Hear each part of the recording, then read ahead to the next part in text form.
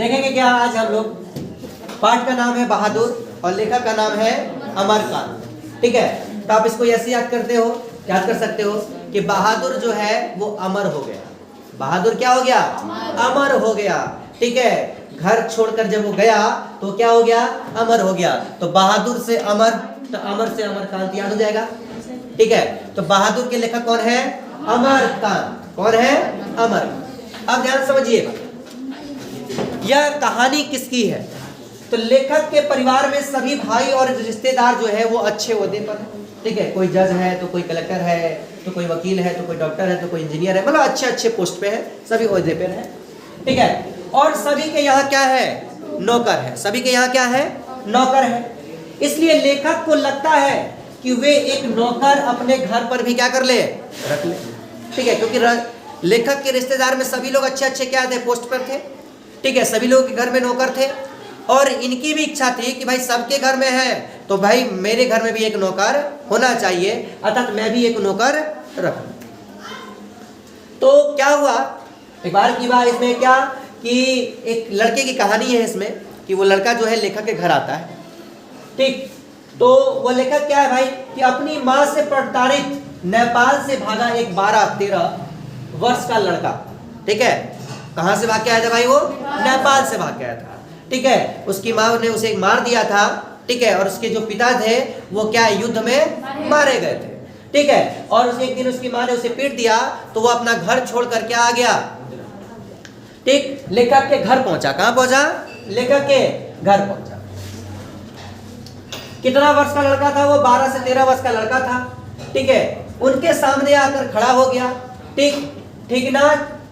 ठीक है, शैखट शरीर का, गोरे रंग का चपटा मुंह वाला, और वह सफेद नेकर, आधी बाह का क्या सफेद कमीज और भूरे रंग का उसने क्या पहना था?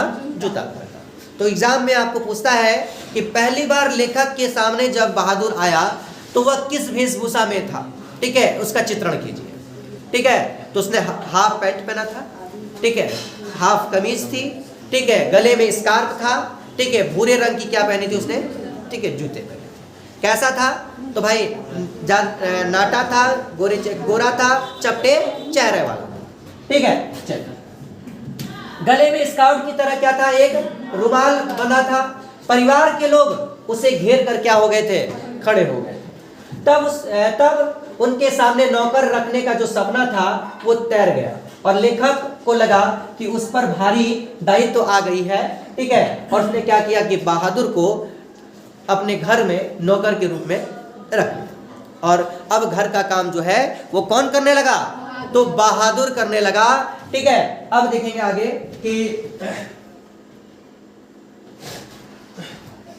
कि बहादुर का गांव जो था वो नेपाल के समीप था। उसका बाप युद्ध में क्या हुआ चुका था? मारा गया था। माँ घर संभालती थी लेकिन वह सुबह वो बहुत गुस्सैली थी, जिसके कारण उसे बहुत मार पड़ती थी। माँ चाहती थी कि उसका बेटा घर के कामकाज में क्या करे? हाथ बटाए, लेकिन वह दिन भर जंगल में घूमता रहता था। छोटी सी एक भूल से एक दिन माँ ने उसे क्या किया? इतना मार दिया कि वह घर छोड़कर क्या हो गया? भाग गया और लेखक के पास पहुंच गया। बहादुर के आने से घर के परिवार के सभी सदस्यों को आराम मिलने लगा और गर्व की अनुभूति भी होने लगी और वह स्वाभिमान था। ठीक है, लेखक का बड़ा लड़का जो था किशोर, वह अपने सारे काम बहादुर से ही करवाता था। मतलब एक छोटा खाता खाते समय उसकी एक चम्मच भी गिर जाए तो बहादुर आवाज लगाता था और फिर वो चम्मच उठवाता था। एक सुई भी गिर जाए, ठीक है, तो किससे उठवाता था?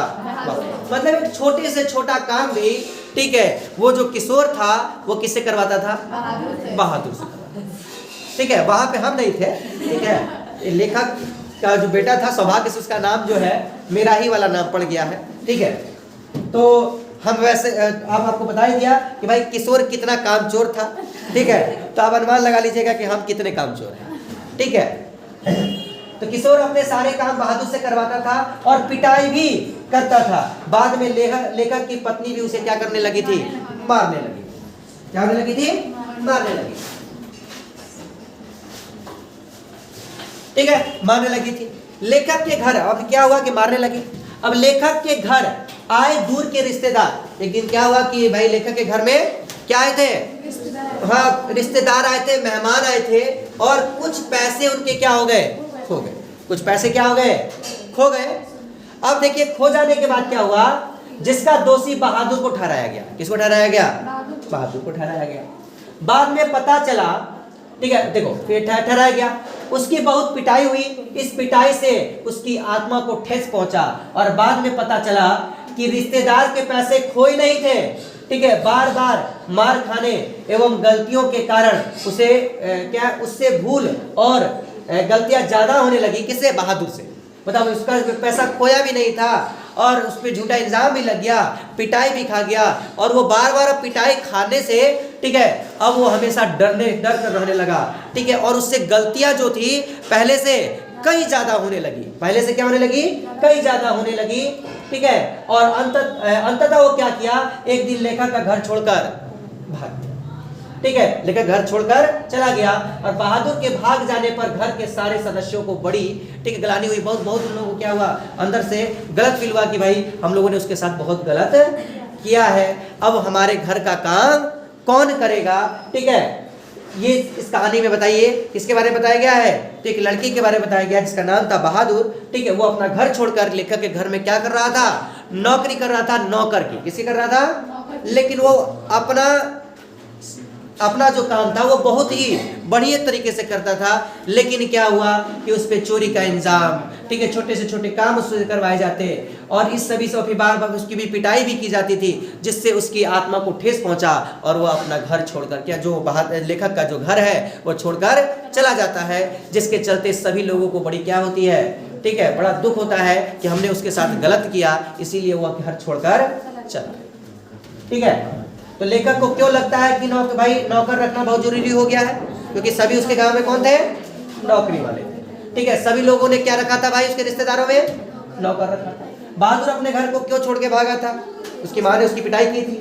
फिर लेखक को क्यों लगता है कि जैसे उस घर में एक भारी दायित्व आ चुका है, ठीक है, भाई उसके सामने क्या है, बहादुर खड़ा हो गया था, सभी लोगों ने घेर लिया, और सभी लोगों का क्या थी कि आवश्यकता भी उनके घर में क्या है, नौकर की आवश्यकता थी, इसीलिए उनको बड़ी बड़ी दायित्व लग रही थी क्या, कि नौकर रखना बड़ी आवश्यक हो गया है। और अपने शब्द में पहली बार देखिए बहादुर का वर्णन करें। आप कर सकते हो, पहली बार में कैसा था मैंने आपको बता ही दिया, ठीक है।